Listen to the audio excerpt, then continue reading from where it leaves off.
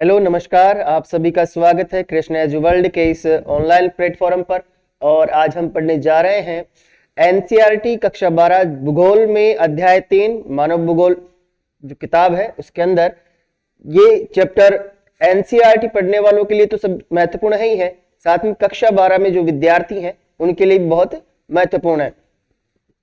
जनसंख्या संगठन की बात करते हैं। किसकी बात करेंगे? जनसंख्या संगठन की। जनसंख्या संगठन जनसंख्या की उन सभी विशेषताओं के बारे में बात करता है, जैसे जनसंख्या का आयु के अनुसार, लिंग के अनुसार वर्णन करना। ये सब क्या है, मिलकर क्या कहलाते हैं? जनसंख्या संगठन। जनसंख्या संगठन जनसंख्या की उन विशेषताओं को प्रदर्शित करता है जिसमें आयु, लिंग का विश्लेषण, निवास का स्थान, जनजातियां, भाषा, धर्म, साक्षरता, व्यावसायिक विशेषताओं आदि का अध्ययन किया जाता है। इसके अंतर्गत ग्रामीण व नगरीय संगठन व उनकी विशेषताओं का भी अध्ययन किया जाता है। तो जनसंख्या संगठन जनसंख्या की उन सभी विशेषताओं को बताता है जिनमें आयु का, लिंग का, निवास स्थान का, धर्म के आधार पर, भाषा के आधार पर जनसंख्या का अध्ययन किया जाता है। इसके अलावा जनसंख्या संगठन ग्रामीण और नगरीय जनसंख्या के बीच संगठन है और उनकी जो विशेषताएं उनकी भी बात करता है। कौन? जनसंख्या संगठन।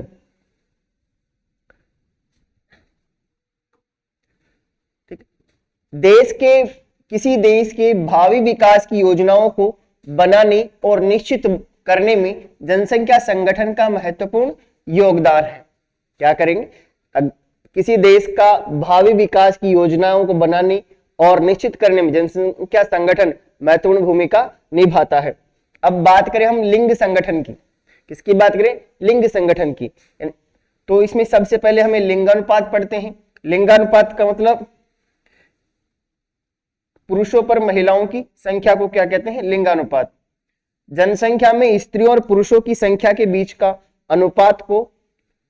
अनुपात को लिंगानुपात कहा जाता है। जनसंख्या में स्त्रियों और पुरुषों के बीच में जो अनुपात पाया जाता है उस अनुपात को ही कहते हैं लिंगानुपात। लिंगानुपात ज्ञात करने के दो सूत्र हैं। सारी दुनिया में लिंगानुपात ज्ञात करने के दो सूत्र है। कुछ देशों में पुरुष बटा स्त्री जनसंख्या गुणा 1000 इसका इस्तेमाल किया जाता है और भारत में स्त्रियों की जनसंख्या बटा पुरुषों की जनसंख्या गुणा 1000 इस सूत्र का प्रयोग किया जाता है। ठीक है, आगे चलो। औसत लिंगानुपात की बात करें। किसकी बात करें? औसत लिंगानुपात की बात करें। एक बार इसका बैकग्राउंड चेंज कर लेता हूं थोड़ा सा। ठीक। औसत लिंगानुपात की बात करें तो प्रति 100 स्त्रियों पर 102 पुरुष है। पूरी दुनिया के अंदर हम औसत लिंगानुपात की बात करें तो हम पाएंगे कि 100 स्त्रियां हैं और 102 पुरुष है, यानी कि लिंगानुपात है 990। पूरी दुनिया का लिंगानुपात कितना है? 990। विश्व में उच्चतम लिंगानुपात यानी सबसे ज्यादा लिंगानुपात कहां पाया जाता है? लेटविया में। कहां पर? लेटविया में। यहां पर 100 स्त्रियां हैं और 85 पुरुष है। क्या है? 100 स्त्रियां हैं और 85 पुरुष है।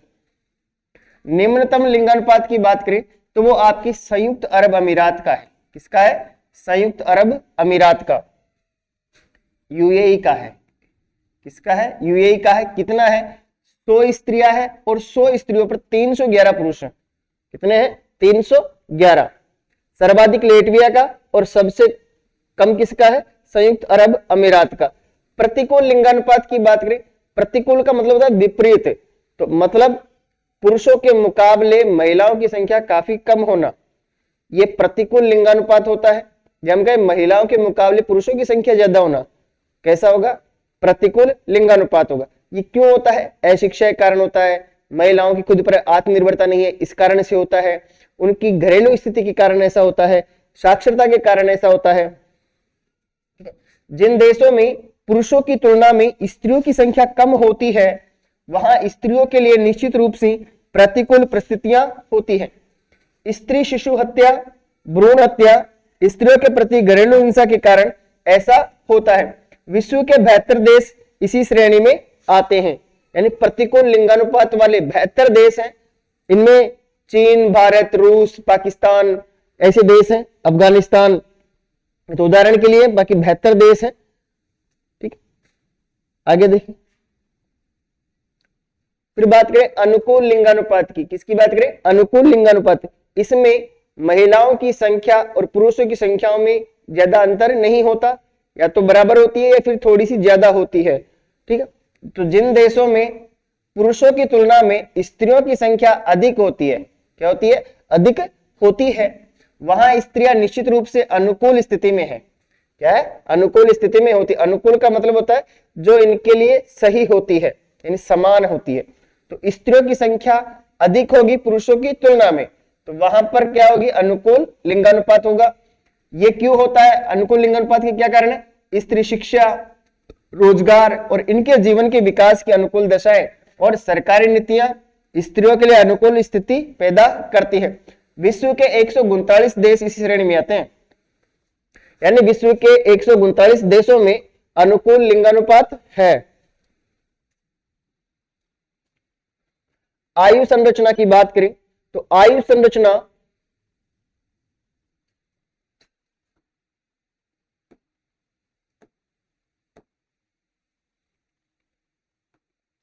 आयु संरचना विभिन्न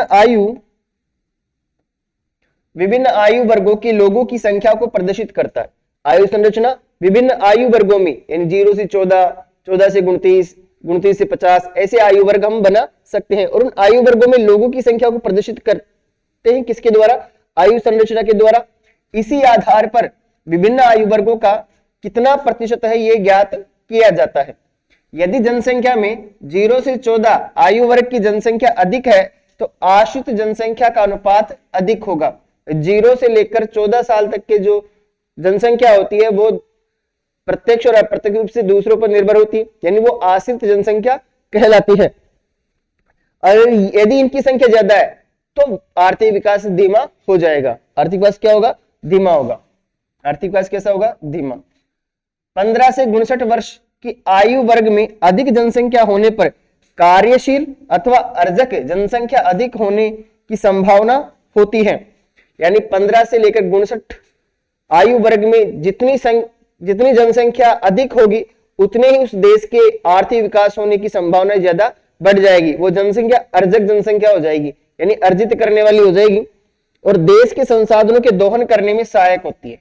ये जो आयु वर्ग होता है इसमें जो जनसंख्या होती है वो देश के संसाधनों के दोहन करने में सहायक होती है। 60 वर्ष के ऊपर की आयु संरचना वर्ग में बढ़ती हुई जनसंख्या से वृद्धों की देखभाल पर अधिक व्यय होने का संकेत मिलता है। यानी 0 से 14, 15 से 59 और 60 से ऊपर ये आयु वर्ग बताए गए हैं। 0 से 14 ज्यादा होगी तो आर्थिक विकास कम होगा, 15 से 59 ज्यादा जनसंख्या होगी तो आर्थिक विकास की संभावना बहुत ज्यादा बढ़ जाएगी, और 60 से ऊपर होगी तो जनसंख्या के ऊपर भार बढ़ेगा।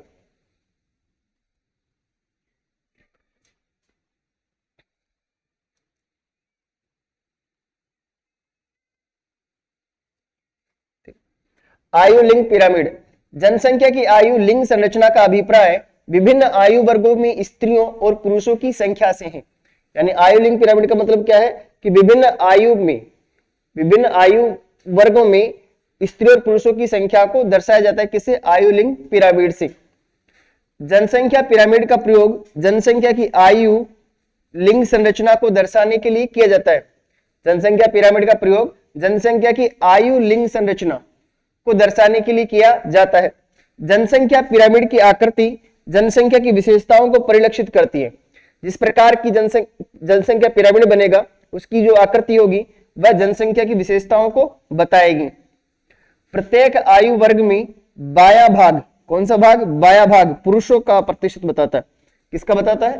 पुरुषों का प्रतिशत बताता है। दायां भाग स्त्रियों का प्रतिशत बताता है।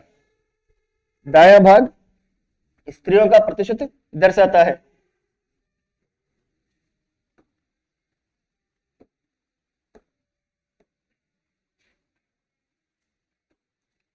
जनसंख्या पिरामिड के प्रकार। जनसंख्या पिरामिड 3 प्रकार के होते हैं। विस्तारित होती जनसंख्या पिरामिड, स्थिर जनसंख्या पिरामिड और ह्रासमान जनसंख्या पिरामिड। जनसंख्या पिरामिड 3 प्रकार के, विस्तारित होती जनसंख्या, स्थिर होती जनसंख्या पिरामिड और ह्रासमान जनसंख्या पिरामिड। विस्तारित होती जनसंख्या पिरामिड की बात करें तो इसका एग्जाम्पल हमें नाइजीरिया के रूप में मिलता है। किसके रूप में मिला? नाइजीरिया के रूप में। यहां पर हम देखेंगे कि ये जो आयु वर्ग है 0 से 4, इसमें जो जनसंख्या है वो अधिक है और धीरे धीरे क्या होती जा रही है? कम होती जा रही है। तो 0 से 14 तक यहां पर इनकी जो जनसंख्या है ये अधिक है और बाद में क्या होती जा रही है? कम होती जा रही है। तो इसका मतलब ये हुआ कि यहां पर आश्रित जनसंख्या ज्यादा है। क्या है? आश्रित जनसंख्या ज्यादा है। इसका मतलब आर्थिक विकास यहां पर क्या होगा? कम होगा। क्या होगा? कम होगा। ठीक है। और ये जो पिरामिड बनता है विस्तारित जनसंख्या का, वो कैसा बनेगा? त्रिभुजाकार। कैसा बनेगा? त्रिभुजाकार बनता है। कैसा बनता है? त्रिभुजाकार बनता है। फिर है स्थिर जनसंख्या। ये हमें पिरामिड ऑस्ट्रेलिया के रूप में बता रहा है हमारे एनसीईआरटी किताब में, जहां पर अब जनसंख्या ना तो घट रही है ना बढ़ रही है। स्थिर जनसंख्या का मतलब जनसंख्या ना तो घट रही है ना बढ़ रही है, अर्थात ये घंटी के आकार का है। किसके आकार का है? घंटी के आकार का।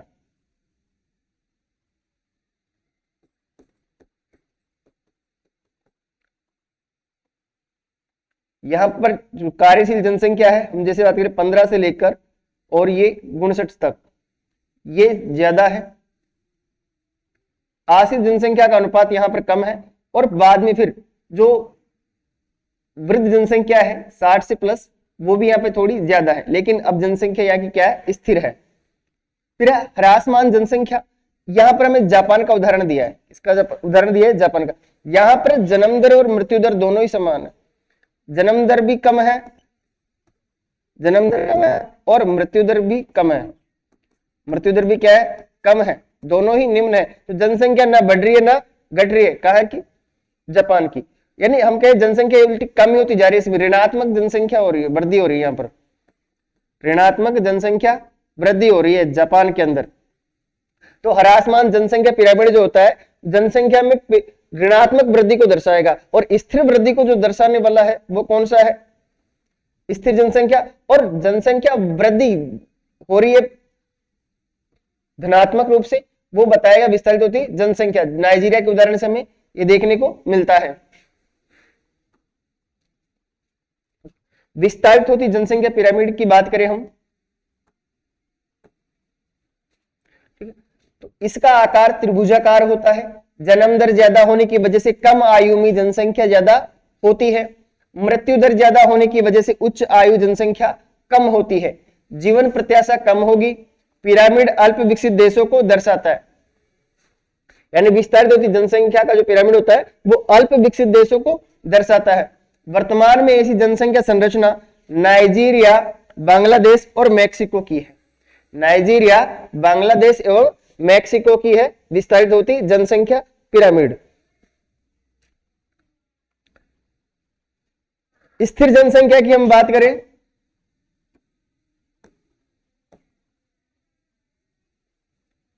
स्थिर जनसंख्या ये पिरामिड घंटी के आकार का होता है। स्थिर जनसंख्या का जो पिरामिड होता है वो घंटी के आकार का होता है। जन्म दर और मृत्यु दर लगभग समान होती है। जन्म दर और मृत्यु दर दोनों क्या होती है? समान होती है और जनसंख्या स्थिर हो जाती है। जनसंख्या कैसी होती है? स्थिर होती है। जीवन प्रत्याशा यहाँ पर सामान्य होती है। जीवन प्रत्याशा सामान्य होती है। जनसंख्या संरचना, यह जनसंख्या संरचना यानी स्थिर जनसंख्या वो ऑस्ट्रेलिया में पाई जाती है। कहां पर पाई जाती है? ऑस्ट्रेलिया में पाई जाती है।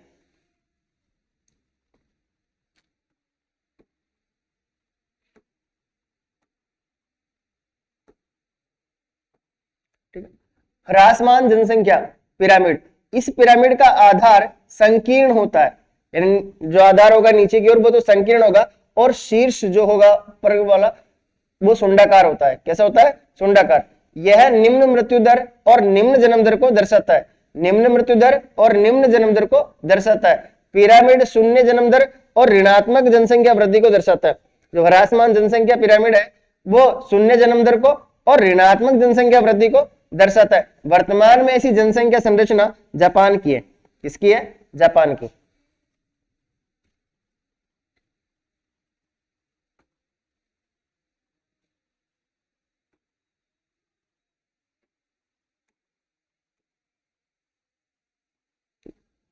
ग्रामीण नगरीय संगठन, जनसंख्या का ग्रामीण और नगरीय में विभाजन निवास के आधार पर होता है। जनसंख्या का विभाजन ग्रामीण और नगरीय में विभाजन होगा तो वो किसके आधार पर होगा? उनके निवास करने के आधार पर। अच्छा, ये विभाजन क्यों किया जाता है? ग्रामीण नगरीय जनसंख्या विभाजन क्यों किया जाता है? देखो, ग्रामीण और नगरीय जीवन आजीविका और सामाजिक दशाओं में एक दूसरे से भिन्न होते हैं। ग्रामीण और नगरीय जो जीवन होता है वो आजीविका के मामले में और सामाजिक दशाओं में एक दूसरे से भिन्न होते हैं। ग्रामीण और नगरीय क्षेत्रों में आयु, लिंग संगठन, व्यवसायिक संरचना, जनसंख्या का घनत्व तथा विकास के स्तर अलग अलग होते हैं। ग्रामीण और नगरीय जनसंख्या होगी, इनके अंदर आयु, लिंग संगठन अलग होगा, व्यवसायिक संरचना अलग अलग पाई जाएगी, जनसंख्या का घनत्व भी अलग अलग पाया जाएगा और विकास के स्तर भी अलग अलग होते हैं। किसमें? ग्रामीण और नगरीय क्षेत्रों में। तो यही कारण है कि इनका क्या किया जाता है? विभाजन। आजीविका अलग होगी, सामाजिक दशाओं में दोनों एक दूसरे से अलग होंगे, आयु, लिंग संगठन अलग अलग होगा, व्यवसायिक संरचना अलग होगी, जनसंख्या का घनत्व में अंतर आएगा दोनों में, और विकास के स्तर भी दोनों के क्या होते हैं? अलग अलग होते हैं। इसलिए ग्रामीण और नगरीय जनसंख्या का संगठन किया जाता है, यानी विभाजन किया जाता है। ग्रामीण क्षेत्रों की बात करें कि ग्रामीण क्षेत्र किनको कहेंगे? तो ऐसे क्षेत्र जहां की अधिकांश, लगभग हम कहें 70 से 75% जनसंख्या प्राथमिक कार्यों में संलग्न होती है, यानी कृषि से संबंधित कार्यों में संलग्न होती है, तो उस क्षेत्र को बोलेंगे ग्रामीण क्षेत्र। और नगरीय क्षेत्र वे क्षेत्र जिनमें अधिकांश जनसंख्या गैर प्राथमिक क्षेत्रों में, यानी कृषि के अलावा दूसरे, जैसे विनिर्माण क्षेत्र में, सेवा क्षेत्र में, इनमें लगे होते हैं, तो उसको बोलेंगे नगरीय क्षेत्र। ग्रामीण क्षेत्रों का घनत्व कम होता है, नगरीय क्षेत्रों का घनत्व ज्यादा होता है।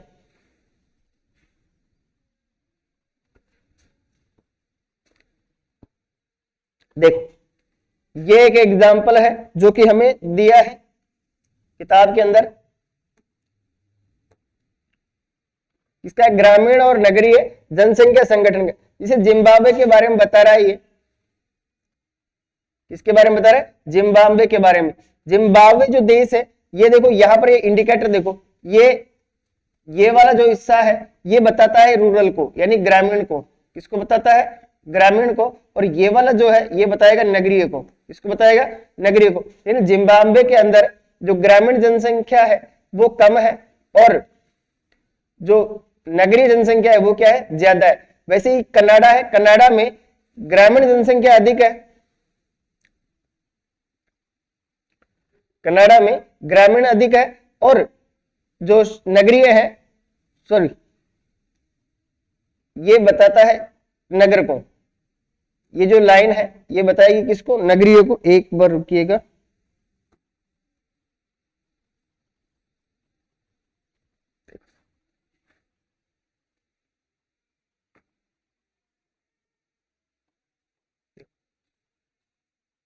ये इधर वाला जो भाग है ये भाग बताएगा अर्बन को। अर्बन को यानी कि नगर को। किसको बताएगा? नगरीय जनसंख्या को। और ये वाला जो भाग है ये बताएगा किसको? ग्रामीण को। ग्रामीण जनसंख्या को बताएगा सभी के अंदर। तो जिम्बाब्वे की बात करें तो जिम्बाब्वे के अंदर नगरीय जो जनसंख्या है वो कम है और ग्रामीण है वो अधिक है। इसी कनाडा की बात करें तो कनाडा में नगरीय अधिक है और जो ग्रामीण जनसंख्या है वो कम है। वैसे ब्राजील है, ब्राजील में नगरीय जनसंख्या है वो अधिक है और जो ग्रामीण है वो क्या है? कम है। वो क्या है? कम है। नेपाल के अंदर जो शहरी जनसंख्या है वो कम है और ग्रामीण ज्यादा है। फिनलैंड के अंदर नगरीय अधिक है और जो ग्रामीण है वो कम है। इधर न्यूजीलैंड की बात करें तो न्यूजीलैंड में भी नगरीय अधिक है और जो ग्रामीण है वो कम है। वो क्या है? कम है। तो आपसे पूछ ले तो बताओ कि न्यूजीलैंड के अंदर किस प्रकार का जनसंख्या संगठन पाया जाता है? ग्रामीण नगरीय संगठन पाया जाता है या नगरीय संगठन, सॉरी, ग्रामीण जनसंख्या संगठन पाया जाता है या ग्रामीण जनसंख्या संगठन पाया जाता है? तो न्यूजीलैंड के अंदर कौन सा पाया जाता है? नगरीय जनसंख्या संगठन।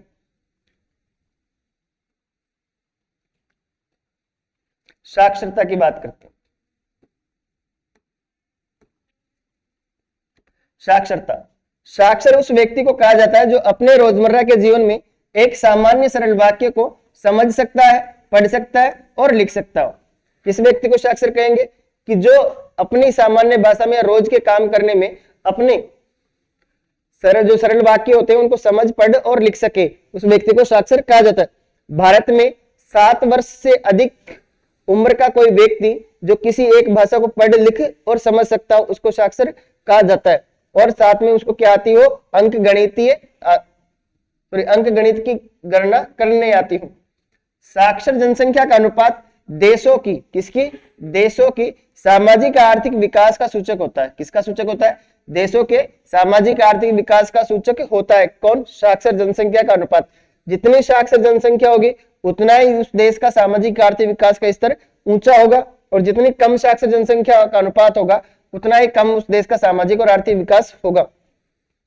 इससे रहन सहन के स्तर, किससे? साक्षरता से रहन सहन के स्तर, महिलाओं की सामाजिक स्थिति, शैक्षणिक सुविधाओं की उपलब्धता और सरकार की नीतियों का पता चलता है। किससे? साक्षरता अनुपात से। आर्थिक विकास का स्तर साक्षरता का कारण भी है और परिणाम भी है। आर्थिक विकास का जो स्तर है वो साक्षरता का कारण भी है और परिणाम दोनों ही है। व्यावसायिक संरचना,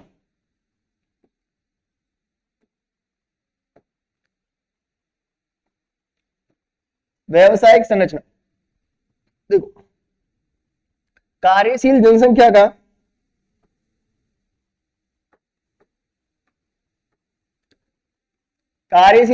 का आर्थिक गतिविधियों में कार्यरत होना ही जनसंख्या की व्यावसायिक संरचना कहलाती है। कार्यशील जनसंख्या मतलब 14 से लेकर 59 साल की जो आयु वर्ग होता है वो कार्यशील जनसंख्या होता है, और उनका आर्थिक गतिविधियों में कार्यरत होना ही क्या कहलाएगा? जनसंख्या की व्यावसायिक संरचना। जनसंख्या की व्यावसायिक संरचना कहलाएगी। तो जो कार्यशील जनसंख्या होगी वो अर्थव्यवस्था के विभिन्न क्षेत्रों में होगी। अर्थव्यवस्था के विभिन्न क्षेत्रों में होगी। किसमें होगी? अर्थव्यवस्था के विभिन्न क्षेत्रों के अंदर होगी। तो अर्थव्यवस्था के कई सारे क्षेत्र है, ठीक है, जैसे प्राथमिक क्षेत्र है, द्वितीयक है, तृतीयक है, चतुर्थक है, पंचम भी है। अपने यहाँ पे इतना ही दे रखा है तो इतना पढ़ेंगे। प्राथमिक क्षेत्र में कृषि, मत्स्य पालन, पशुपालन आदि में कार्यरत होते हैं। द्वितीय क्षेत्र में उत्पादन क्रियाओं में, विनिर्माण में, खनन आदि में लोग कार्यरत होते हैं। तृतीय क्षेत्र में व्यापार, परिवहन, संचार, शिक्षा ऐसी गतिविधियों में लोग शामिल होते हैं। चतुर्थ क्षेत्र में अनुसंधान करने वाले, अनुसंधान, सूचना प्रौद्योगिकी और वैचारिक विकास आदि गतिविधियां होती है। इनमें लोग सम्मिलित होते हैं, यानी कार्यरत होते हैं, कार्य करते रहते हैं। तो ये सब लोगों का इस प्रकार से आर्थिक गतिविधियों में शामिल होना या कार्यरत होना ही क्या कहलाता है? व्यावसायिक संरचना। क्या कहलाता है? व्यावसायिक संरचना।